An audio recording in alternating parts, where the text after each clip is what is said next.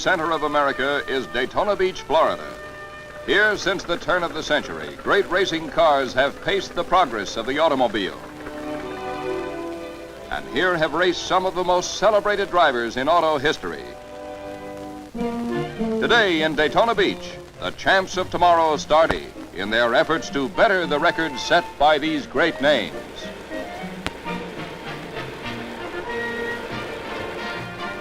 Every year, thousands of fans swarm into Daytona for the 2 weeks International Safety and Speed Trials, sponsored by the National Association for Stock Car Auto Racing, known as NASCAR. Families from every state in the Union come to see how cars like the ones they drive will stand up in a race. One such group this year is the Hasanaugh family from Detroit. Tim Hasanaugh means someday to be an automotive engineer in one of the big plants in his hometown. Supervising a group of drivers in this year's NASCAR races is former champion Pete DiPaolo. Tim is too young to know much about Pete. But Pete, well, he knows kids. And he likes kids when they like cars. A tour of a beach? Mister, you've got a passenger.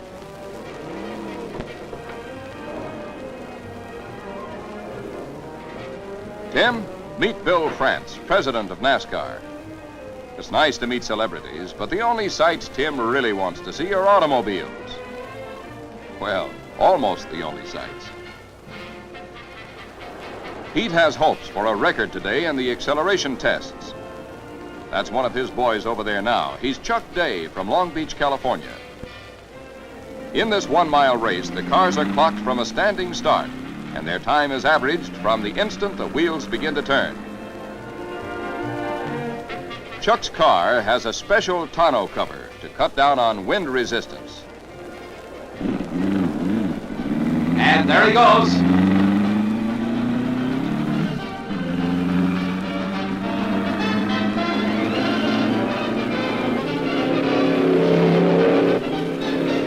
That looks like it is. Ladies and gentlemen, a world's record. Chuck Day, averaging 88.78 miles per hour over 1 mile from a standing start. A new day, a new race, and rain. The thrill-hungry crowd arrives early for the 160-mile Grand National on the circular track, a course slightly over 4 miles, half pavement, half sand.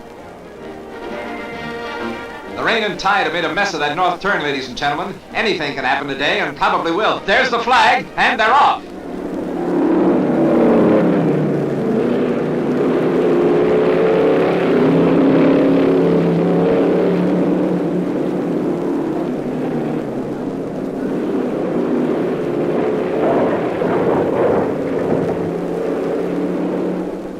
'76 late model stock cars, a terrific drama of durability and driving skill.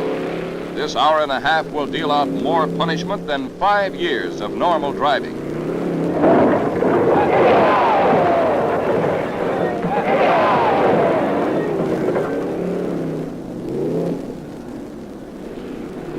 The driver comes out without a scratch. Out in front, Tim Flock of Atlanta.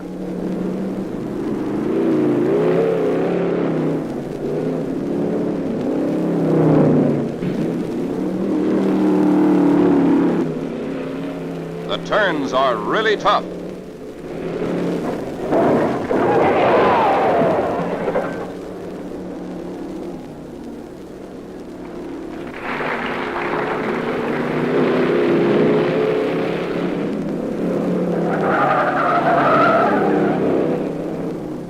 Tim Flock still leads, and in second place now is Ralph Moody of Florida, one of Pete DiPaolo's boys.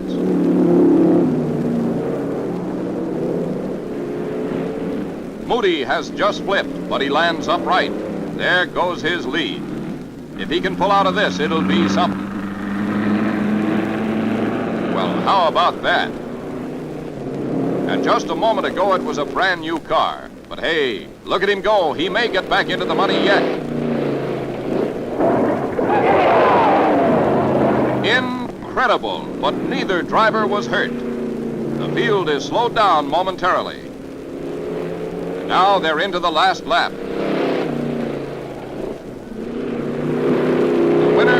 clock. Billy Myers second and Ralph Moody third.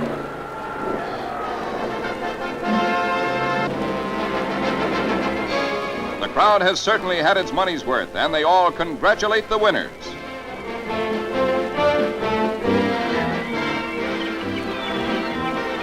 For NASCAR's newest feature, the circular race for convertibles, the day arrives clean and warm.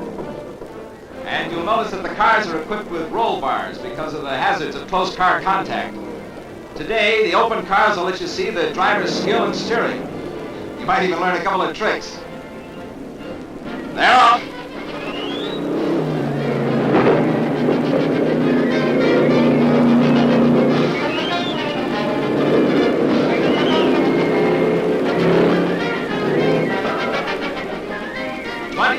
Cars, and this 160-mile race will test every bolt and every one of them.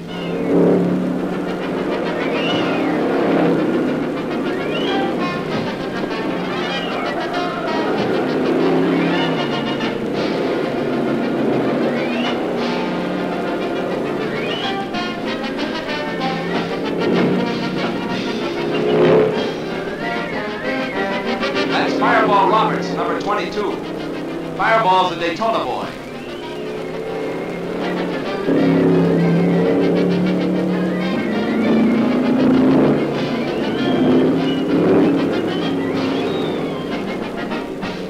Even when you're in the lead, you have to stop for gas, and that's what the pit is for.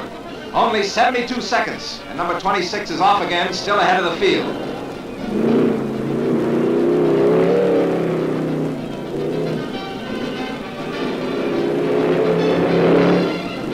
Turner at number 26 and Fireball Roberts at number 22 battling for first place, with former national champion Herb Thomas trying for third.